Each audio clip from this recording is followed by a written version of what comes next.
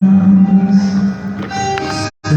mim, Deus sobre mim, seu amor, e hoje sou desse amor, eu recebi um novo coração,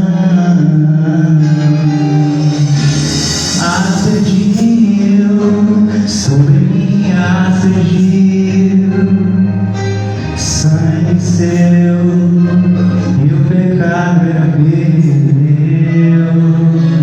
Foi na cruz, ganhei liberdade, foi na cruz. Jesus pagou com sangue a salvação.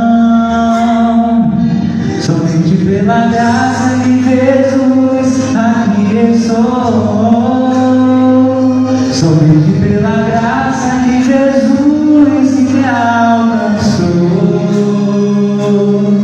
sem que nada merecesse receber de Deus. Jesus pagou os pecados que eram meus. Somente pela graça de Jesus eu me refiz. Somente pela graça eu pude ser alguém feliz, sem que nada merecesse receber de Deus. A graça revelada a mim foi alcançada por amor. Aleluia, glória a Deus. Somente pela graça de Jesus aqui estamos. Somente pela graça de Jesus que nos alcançou. Ah, papai, aleluia.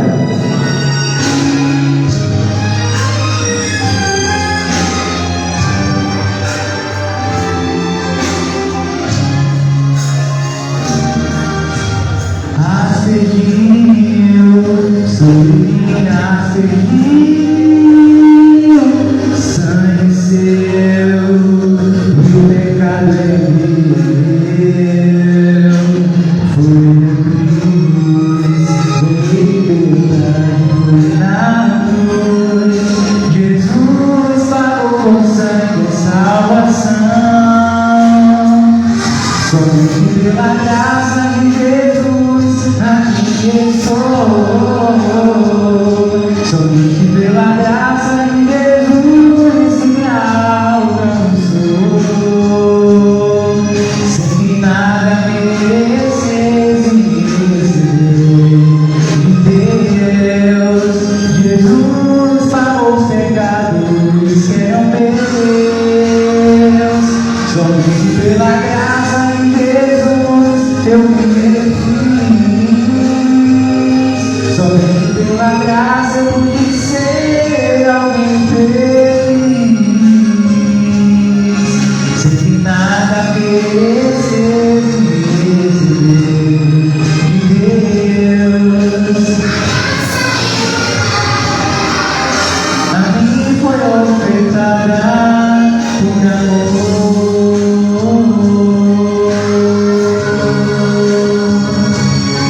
por amém.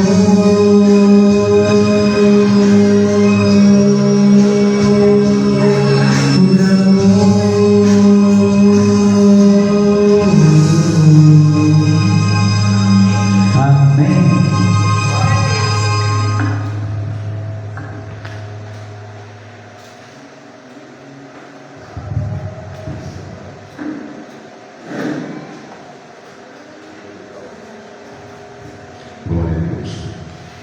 Queridos, graça e paz a todos os irmãos que estão nos ouvindo pela internet essa noite. Quero saudar a cada um dos irmãos que está distante em corpo, mas unido no Espírito, formando a igreja que vive em Espírito e em verdade. E desde já agradecer aos irmãos, aos familiares que tiraram um pouco do seu tempo para me parabenizar no dia de hoje. Completamos 41 anos, 4.1 sem vazar óleo e sem radiar o motor. Louvamos a Deus. Hoje eu estava dando um testemunho a uma pessoa no Facebook, dizendo que há alguns anos atrás eu fui confrontado com o Evangelho da Graça, e ao ouvir estas palavras tiraram o meu sono. Passei meses sem dormir, lendo a Bíblia como nunca tinha lido em toda a minha vida.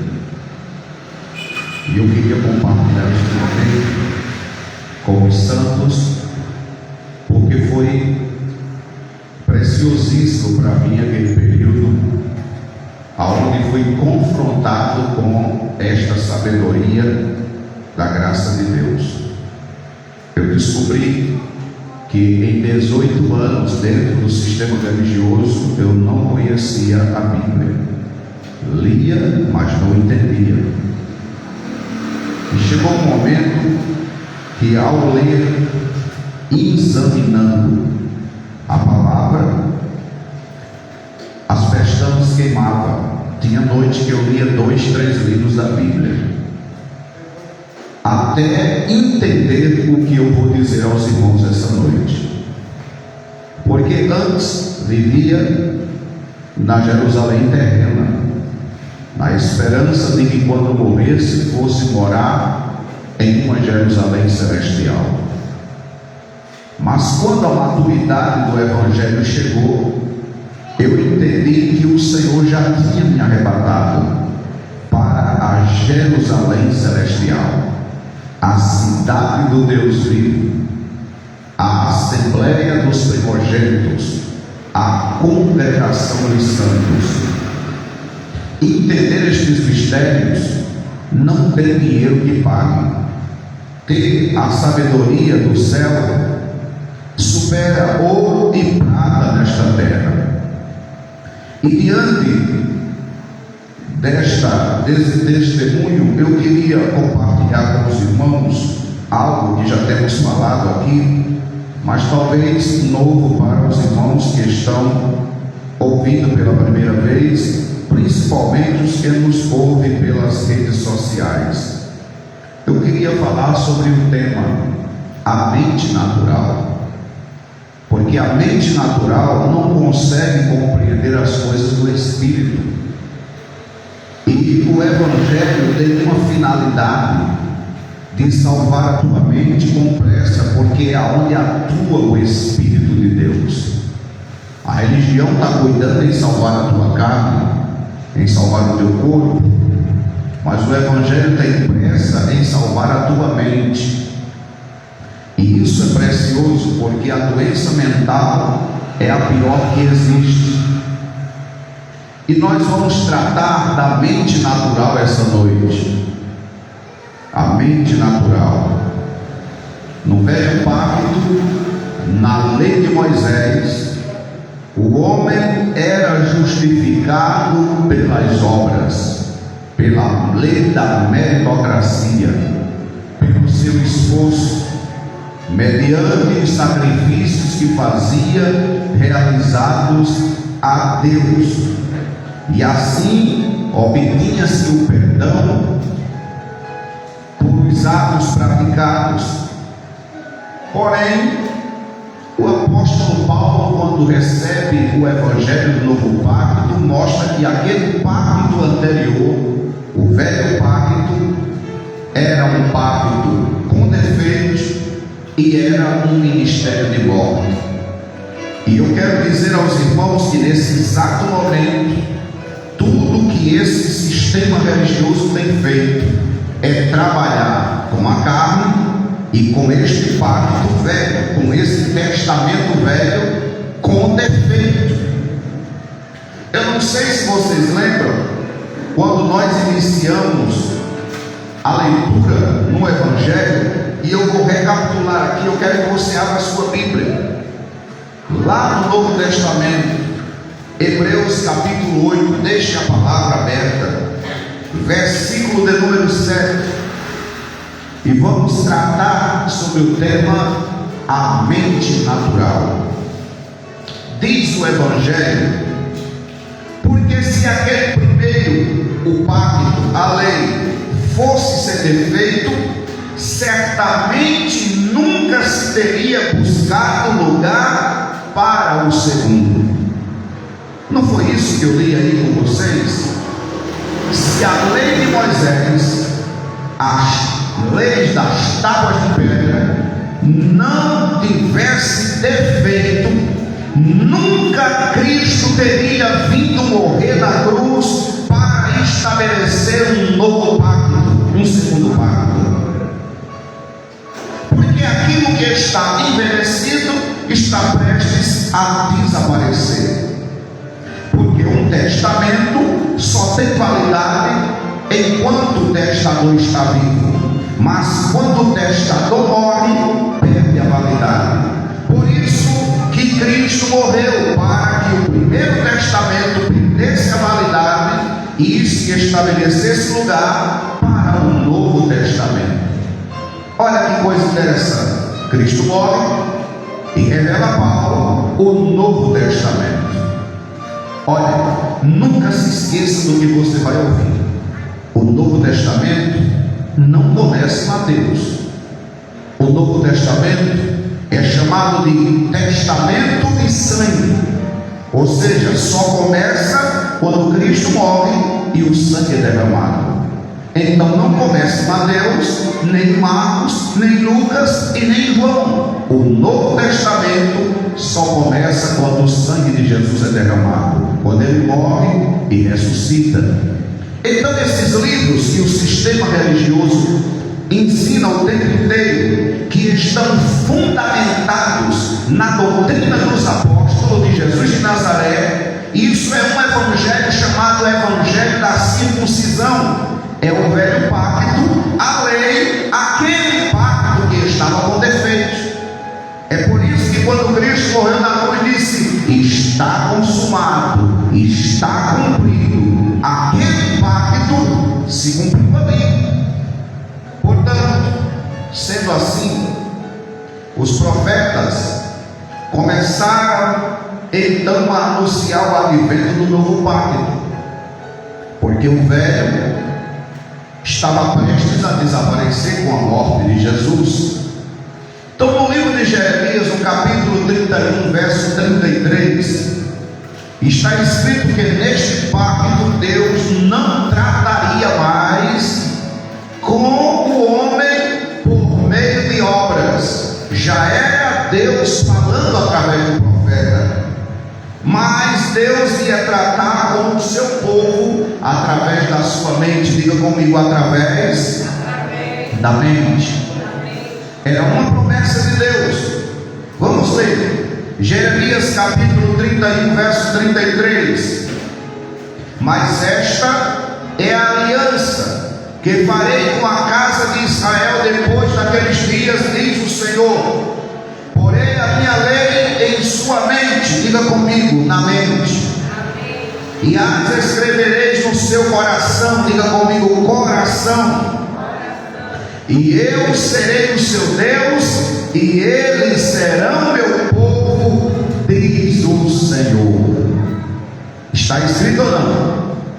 Deus anunciando aos profetas que não ia mais trabalhar com obras, com a carne, que não ia mais trabalhar com a lei de Moisés em tábuas de pedra, mas que iria escrever novas leis nas tábuas do nosso coração e ia tratar com a nossa mente.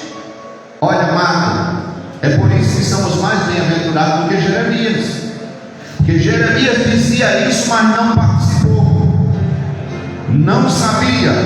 Só um pouquinho, tá? Só um pouquinho, tá? Então, veja que coisa interessante. Baixa as costas.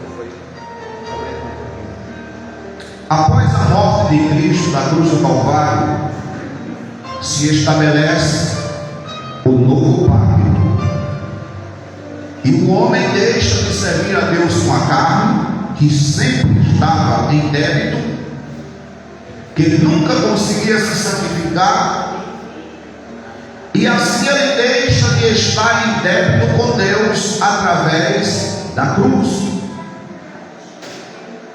Olha, eu venho essa noite te dizer que você não tem dívida nenhuma mais para com Deus. Você não tem dívida nenhuma para com Deus. Talvez você se esqueça disso em algum momento da vida, porque o sistema religioso está a acusar, a condenar, a colocar medo, terror e aplicar doutrinas de homens. Você não tem nenhuma dívida para com Deus. É conversa de pastor, é mentira de pregadores.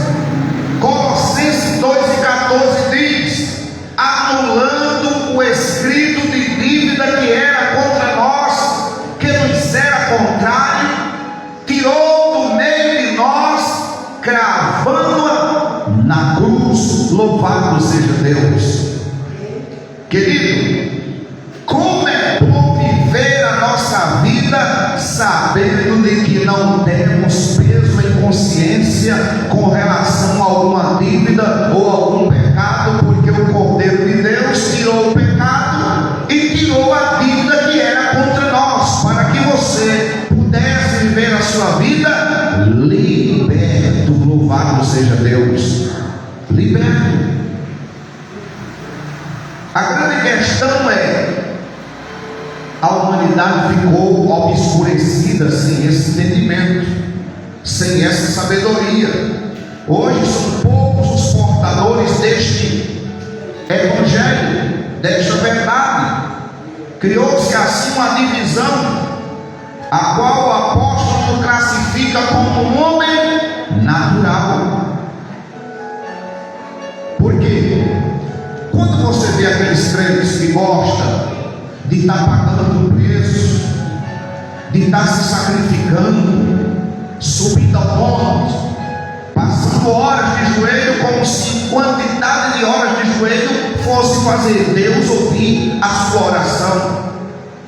Quando você vê aquelas pessoas que dizem: irmão, já subiu o monte, já foi à vigília, já orou de madrugada, chama isso de homem natural. Essas pessoas que têm misticismo na vida, que parecem ser espiritual, mas que na verdade são carnal, são natural, Paulo chama de homem natural. A mente natural é a mente que quer servir a Deus com as obras da carne, quer se justificar pelo seu trabalho, pela sua frequência, pela sua oferta, pela presença diante dos pastores. Querido, Paulo chama de homem natural e homem espiritual. E é sobre esse assunto que nós vamos aclarar esta noite, este interessante mistério revelado à luz do Evangelho. Porque para a mente natural tudo é loucura. É loucura alguém ouvir isso pela primeira vez e dizer: mas não é real, o Senhor está dizendo que nós já estamos perfeitos e que não temos que pagar mais nem alto preço. Amado, se você é natural, isto é uma loucura para você, porque você está tão envolvido na carne, nas coisas mundanas, que não consegue viver a liberdade gloriosa dos filhos de Deus, não consegue entender o que Cristo fez na cruz, não confia na obra redentora do Calvário. Por isso que a mente é natural, está presa, ainda tem o desejo de pagar, de fazer. Amado, agora é o novo pacto, não é nada sobre tudo, é tudo sobre Ele. Louvado seja Deus para sempre. Tudo sobre Ele. Paulo recebeu a incumbência de trazer aos gentios esta mensagem, um evangelho diferente. Diga comigo: evangelho diferente. E eu quero lhe despertar, e a você também que está me ouvindo pela internet, sobre este evangelho diferente, chamado de evangelho da incircuncisão. Sim, porque na Bíblia há dois evangelhos: o evangelho da circuncisão, que Jesus de Nazaré era ministro dele, deu a Pedro para liderar os 12, pregar sobre todo Israel e os confins e os limites de Israel. E o evangelho da incircuncisão, dado a Paulo. Então a incircuncisão era diferente do evangelho que era apresentado pelos apóstolos de Jesus de Nazaré. E assim como nos dias atuais, isto causou um tremendo impacto em seus dias. E eu quero te alertar essa noite sobre algo, porque o evangelho da incircuncisão é o evangelho do novo pacto. Mas Paulo chegou um momento no seu ministério que ele disse: olha, nem a circuncisão tem valor e nem a incircuncisão, senão uma nova criação. Querido, é preciso ter muito cuidado com isso também, porque a mente natural vem para a graça e não quer viver a liberdade gloriosa dos filhos de Deus, quer viver a libertinagem. Aí os crentes da circuncisão dizem: ó, tá vendo? A graça é o evangelho libertino, o povo faz o que quer. E é preciso ter cuidado, porque a graça se aprende, a incircuncisão se aprende. Se aprende a dizer Abba Pai, se aprende a dizer abençoado, mais que vencedor, se aprende as 14 epístolas paulinas, se aprende que o evangelho é pela fé sem as obras da lei, se aprende que estamos libertos, curados, redimidos, limpos, que estamos salvos, com o nome escrito no livro da vida. Tudo isso se aprende, mas Paulo estava chamando a atenção da igreja do que adianta a incircuncisão ou a circuncisão se não há uma nova criação, se não há uma nova vida, se não há uma mudança de entendimento. Então a mente ainda está carnal, então ainda estáis com a mente natural, ainda estáis falando, mas não estáis vivendo o evangelho do novo pacto. Louvado seja Deus para sempre. Então, quando este evangelho da incircuncisão chegou, causou uma confusão tremenda, porque a oposição de Paulo era os 12 discípulos de Jesus de Nazaré. Quando este evangelho chega em Jacuí, há 8 anos atrás, causou uma confusão tremenda em Jacuí, porque este evangelho é diferente do evangelho que é apresentado pelas igrejas de Jacuí. Então, veja o que Paulo diz aqui a respeito. Gálatas 2:7. Antes, pelo contrário, quando viram que o evangelho da incircuncisão me estava confiado, como a Pedro, o da circuncisão. Veja, 2 evangelhos, 2 fundamentos, 2 pactos. Paulo alertou a igreja: tome cuidado, o evangelho é da incircuncisão, mas o perigo é que isso se aprenda, e não basta só aprender. De que vale a incircuncisão ou a circuncisão se você não tem uma mudança de vida? Porque quando este evangelho entra na mente, ele entra para mudar, e nem todos suportam essa doutrina. Algumas pessoas chegam desta igreja e correm, porque aqui nós não tratamos da vida de ninguém. Aqui não tem gabinete pastoral para tratar da família dos irmãos, dos problemas de A, de B, de C. Por quê? Porque nós entendemos que se a palavra não mudar o teu pensamento, ninguém consegue mudar. A doutrina tem que ser a de Cristo, a disciplina tem que ser a de Cristo. Então, é a incircuncisão do evangelho, mas tem que ter a nova criação. Aqui está a evidência de que quando se não tem a mente iluminada, entender que não devemos viver mais por obras, e sim por sua Somente crer no Evangelho para o homem isso é loucura. Porque alguém vai interrogar, mas irmão Everaldo, e o jejum que a gente faz aquele propósito? O senhor não sabe o que está dizendo, já alcancei tanta bênção através do jejum. Irmão Everaldo, e o voto? O senhor não tem noção de quantas vezes eu desafiei Deus e fiz um voto. Isso é mente natural. Essas pessoas estão fora do Evangelho, estão trabalhando para si, estão com uma compulsão de desordem cristã na sua mente, não estão confiando na obra redentora da cruz. A fé não trabalha com essas barganhas. Isso funcionava antes da cruz, no velho pacto, na circuncisão. Agora já não é mais a circuncisão, agora já não é mais com o corpo, é com a mente. E isso é um mistério. Deus anunciou através do profeta que não ia trabalhar mais com obra, queria trabalhar com a mente, queria escrever novas leis, e era nos nossos corações, e era com a nossa mente que ele iria trabalhar. Então o homem natural não entende isso, porque isso é uma loucura. Paulo diz em 1 Coríntios 2,14: mas o homem natural não percebe as coisas que são do Espírito de Deus, porque para ele são loucura. É verdade. A pessoa carnal, ela chega num ambiente desse e nada interessa, porque a carne gosta de sacrifício, a carne engana a pessoa, a carne gosta de entretenimento. A carne, ela gosta de popularidade. A carne gosta de agradar as pessoas. A carne não gosta de pouco, gosta de muito, gosta de onde está a multidão.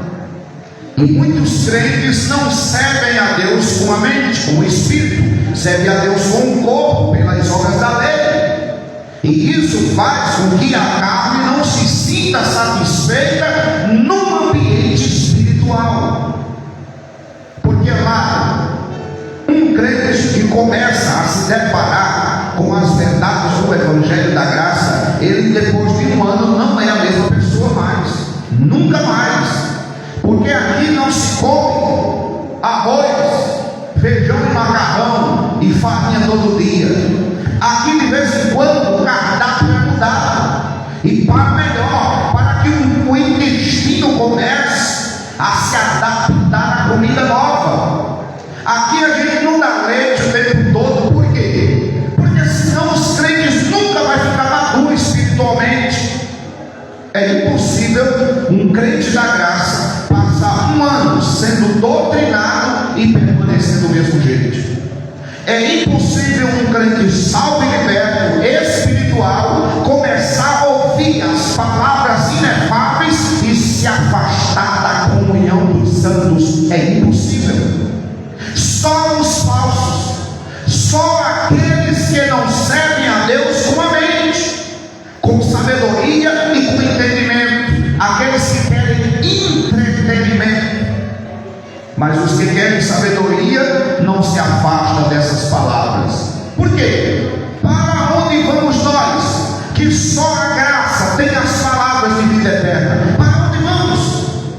Porque, amado, eu não me passo aí para nenhum ambiente aqui em Jacuípe, em nenhuma reunião que não esteja fundamentada no Evangelho da Graça. E como só tem essa, eu só venho para aqui. E não é porque eu estou à frente desse trabalho, é por causa do que está sendo dito neste trabalho. Então, a mente natural é perigosa, assombra, coloca medo, engana, manipula. Mas a gente que somos espiritual não devemos temer a gente de mente natural. Aqueles que têm a mente natural, para eles viver uma liberdade gloriosa é indício de perdição. Eles acham que os crentes da graça vai se perder. Olha, Quem estão perdendo são eles, amado.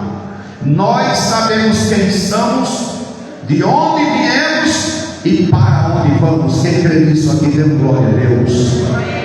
Sabemos quem somos, de onde viemos e para onde vamos. Olha, nós somos o Espírito, vivendo dentro do corpo de carne.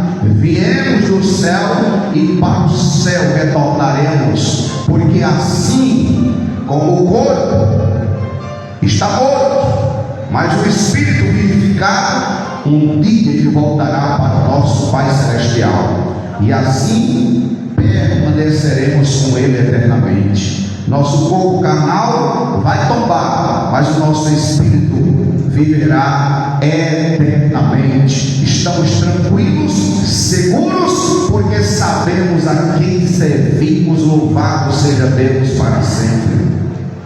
Então, alguém não tem este entendimento e acha que viver a liberdade gloriosa do Evangelho é risco de perdição.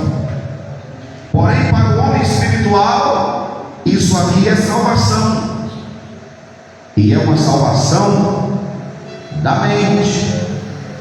Filipenses capítulo 1, verso 27 ao 28, diz a Bíblia: somente que vos porteis como é digno do Evangelho de Cristo, para que vá e vos veja, que seja ausente, ouça acerca de vós, que estáis firme em o mesmo Espírito, combatendo unânimes pela fé do Evangelho, e em nada intimidados pelos que se opõem, o que para eles certamente é indício de perdição, mas para vós de salvação.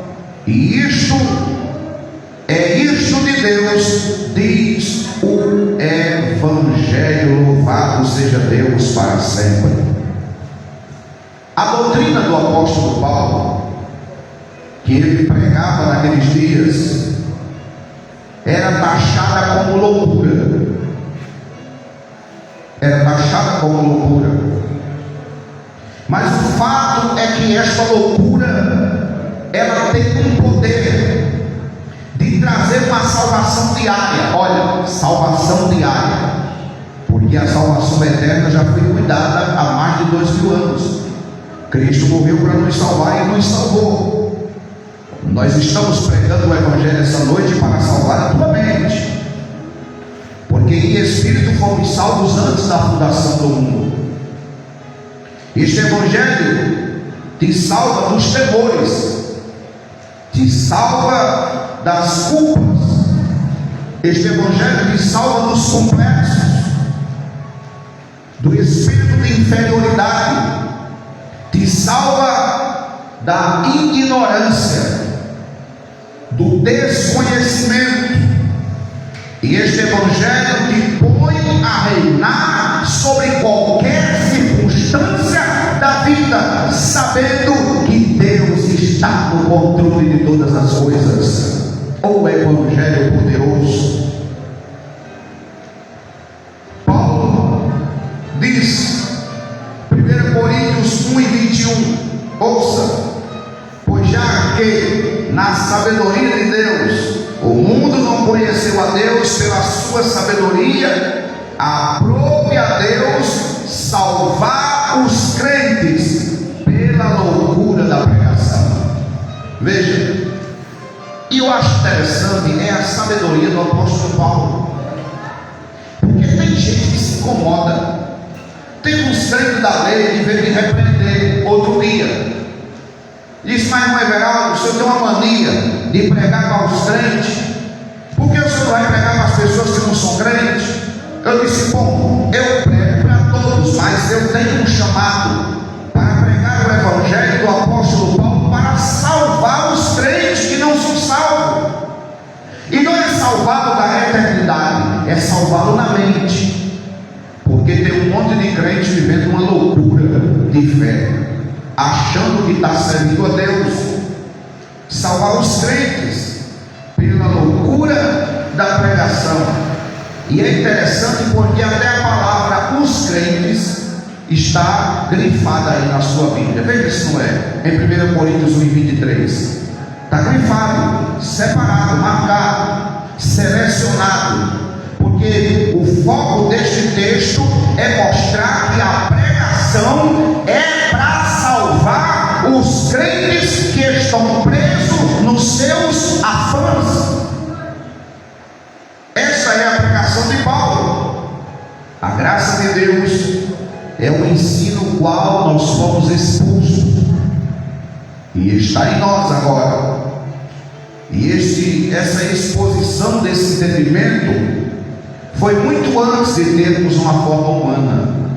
É por isso que muitas coisas que eu vou falando aqui em cima desse púlpito, você vai se identificando, porque um dia você já ouviu isso. Um dia você já ouviu. Só a mente espiritual tem este discernimento para entender estas maravilhas de revelação do Evangelho. Só a mente espiritual.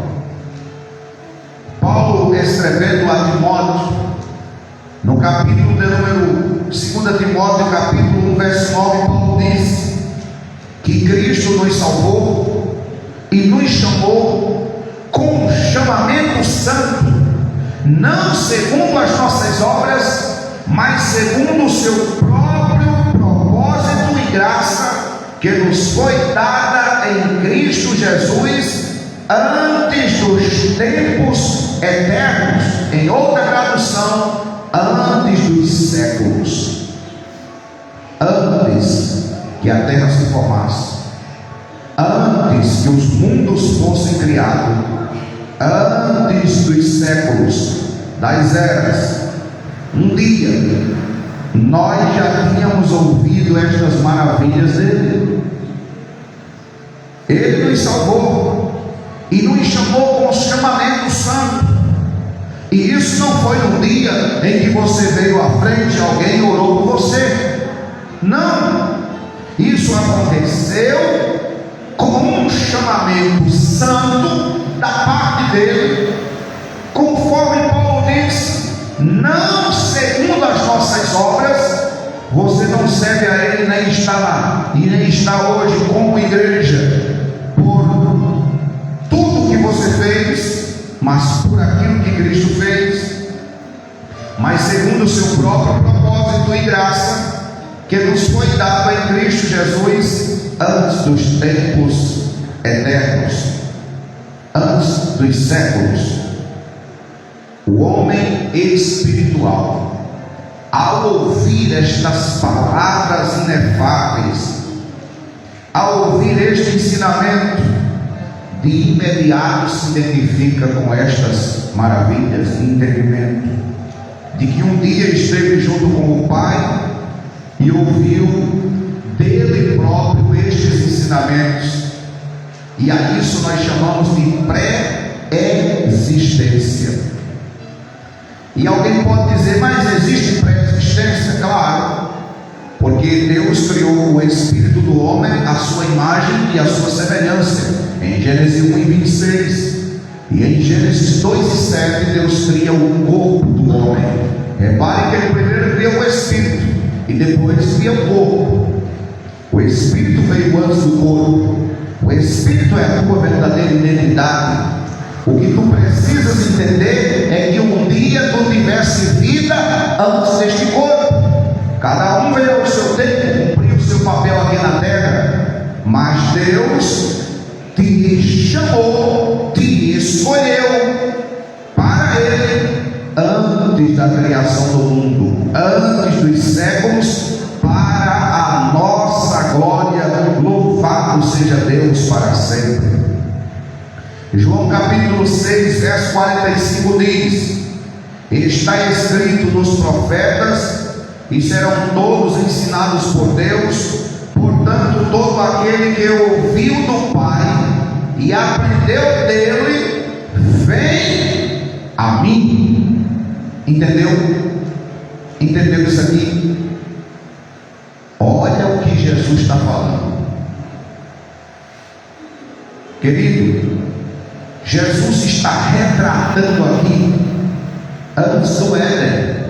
Jesus está falando aqui para os judeus. João está escrevendo isso aqui, está retratando fatos antes da criação da humanidade.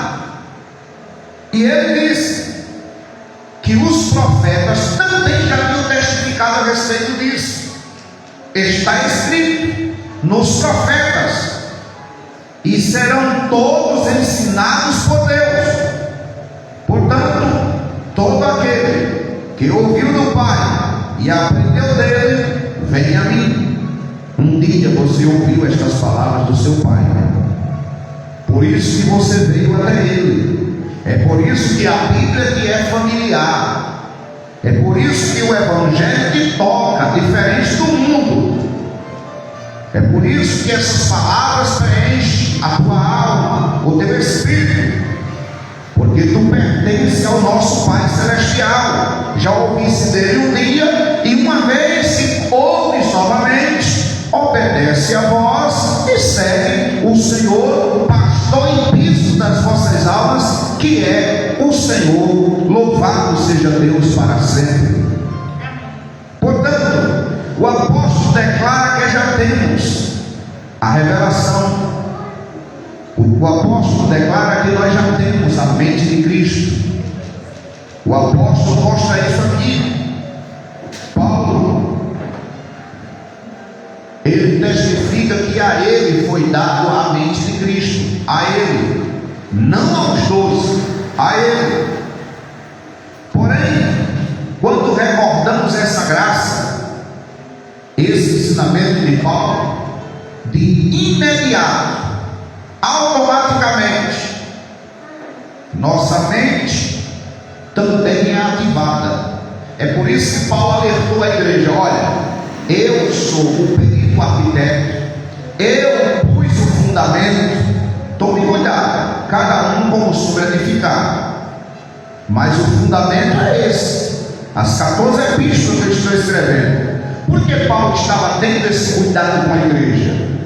Porque uma vez que você exercita este Evangelho, a mente de Cristo também é ativada em ti, para entender o que foi revelado a Paulo. Paulo disse aqui em 1 Coríntios 2,16, veja que Paulo diz: porque quem conheceu a mente do Senhor? Você conheceu? Você conheceu a mente do Senhor? Quem conheceu a mente do Senhor? Para que possa instruí-lo. Quem foi? Quem foi que conheceu a mente do Senhor para ensinar alguém aqui essa noite? Amado, nenhum dos apóstolos conheceu a mente do Senhor. Eles conheciam a fala do judeu que veio para cumprir a lei. Agora, Paulo, quando trata da mente de Cristo, ele disse assim, depois que ele pôs o fundamento: mas nós temos a mente de Cristo. Louvado seja Deus para sempre. Como é que eu tenho a mente de Cristo dentro de mim? Entendendo o que ele fez. Porque este Evangelho não se entende só lendo. Isso é um Evangelho revelado. É necessário que alguém te explique, e que esta explicação seja límpida, seja clara. É necessário que alguém te explique estas verdades do Evangelho, porque a fé não se manifesta lendo, a fé se manifesta ouvindo, e ouvindo a palavra de Deus. Louvado seja Deus para sempre. Então observe, em posição, todos nós temos a mente de Cristo. Cada um de vocês que está aqui essa noite, cada um de nós. Agora, é verdade que nem todos têm essa mente de Cristo ativada. É verdade. Nem todos têm a mente de Cristo ativada. É por isso que ainda dá crédito às coisas da lei, às obras mortas. Ainda acha bonito os entretenimentos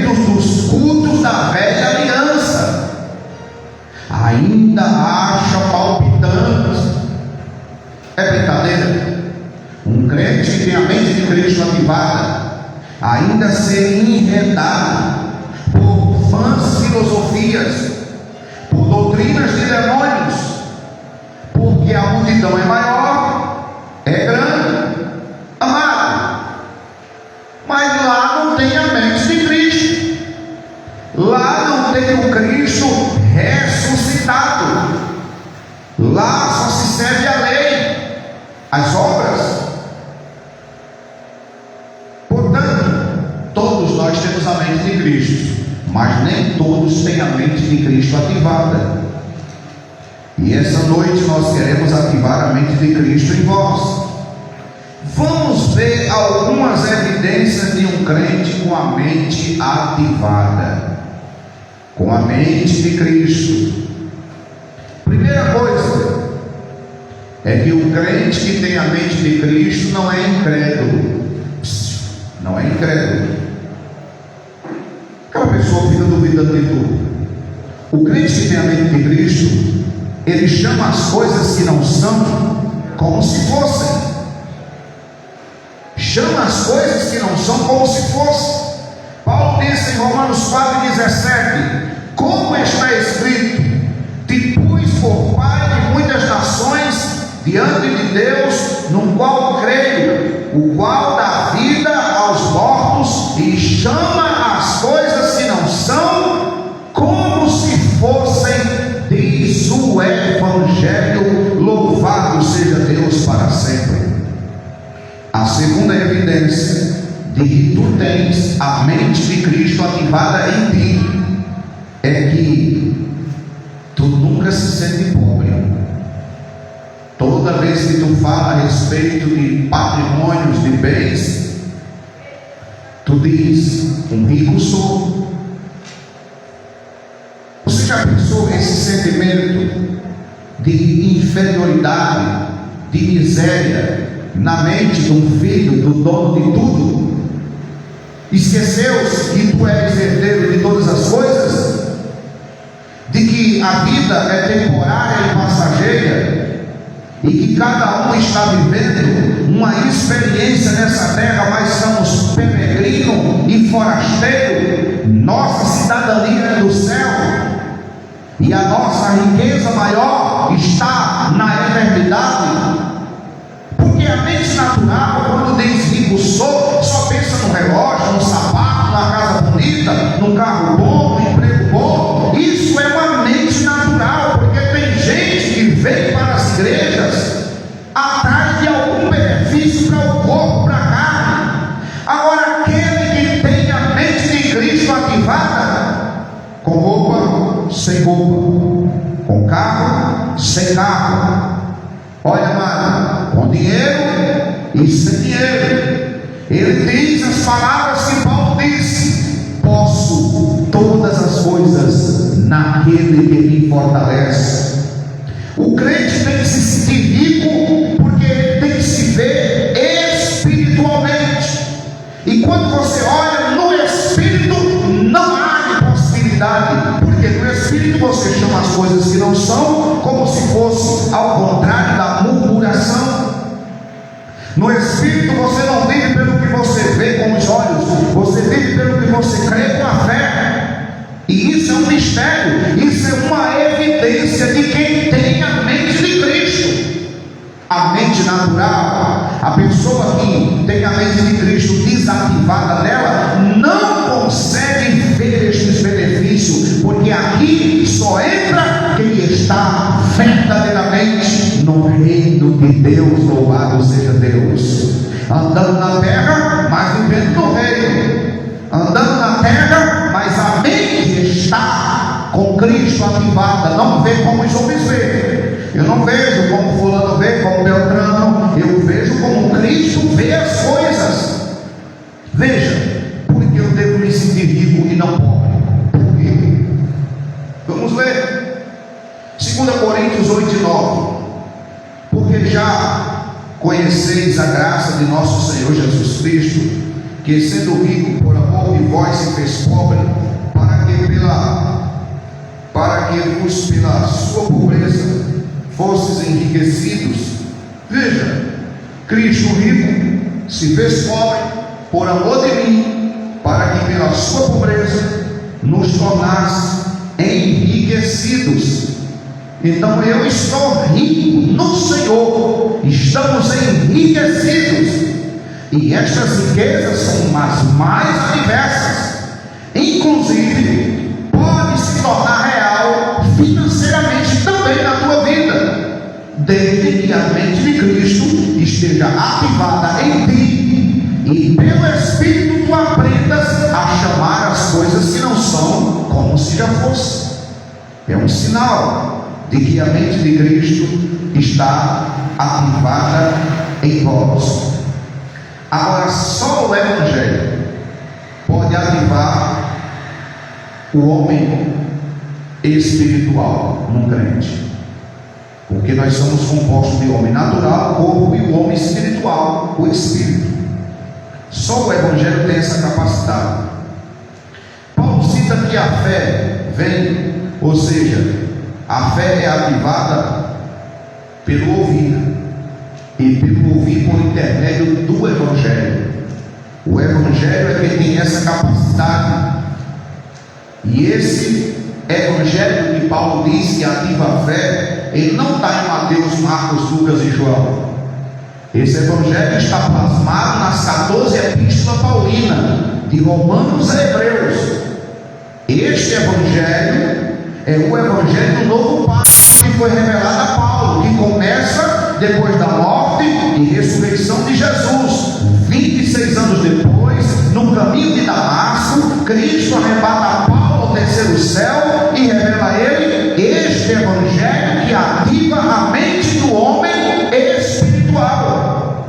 E esse Evangelho muitas vezes é ocultado por esses líderes corruptos de entendimento.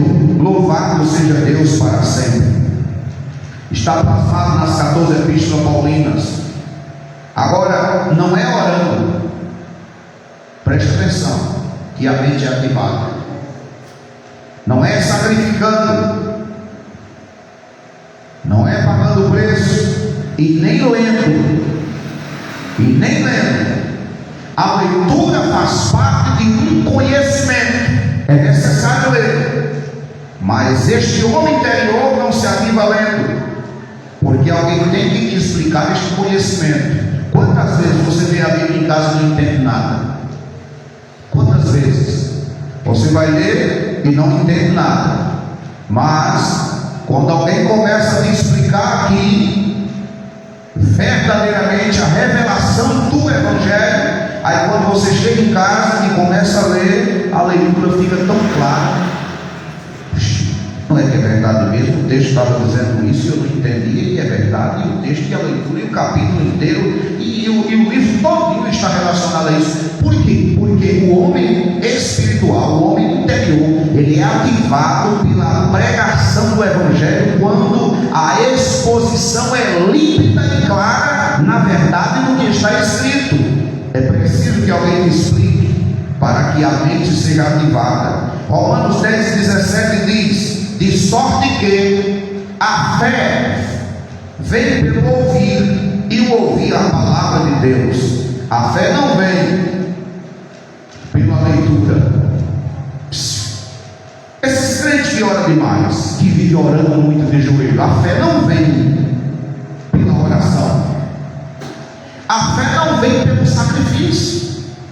A fé vem quando se está ouvindo. Quando se ouve, o Espírito é ativado, a sabedoria de Deus chega e a mente começa a ficar limpa no entendimento. As teias de aranha da religião começam a desaparecer e Cristo em vós, esperança da glória. Louvado seja Deus para sempre. Agora, essa fé a qual Paulo cita é uma fé doutrinal. É uma fé doutrinal. Não é uma fé de milagres. Porque quando fala de fé, o povo quer ser logo curado. A maioria do povo vai para as igrejas para receber a cura.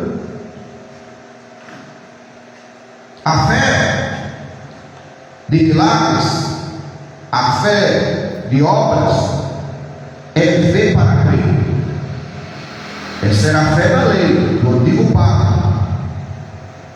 A fé doutrinal, você não viu nada. Essa fé doutrinal que Paulo fala é a fé dom, que não existia antes da cruz.